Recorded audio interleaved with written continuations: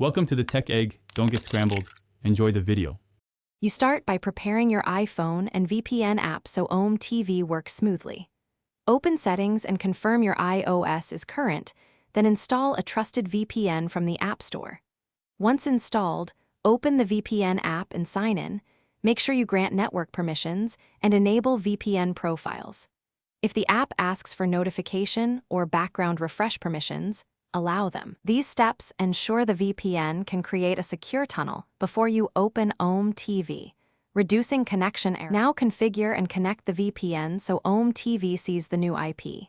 In the VPN app, choose a nearby server or one labeled for streaming to minimize lag. Once selected, enable a kill switch or split tunneling if the app offers it, because that prevents leaks and keeps Ome TV traffic protected. Tap Connect and wait for confirmation. After connection, verify the app shows a new IP and location. Once done, you can safely open Ome TV, knowing your network routes through the VPN. Finally, launch Ome TV while your VPN is active and start a brief session to confirm video and audio work.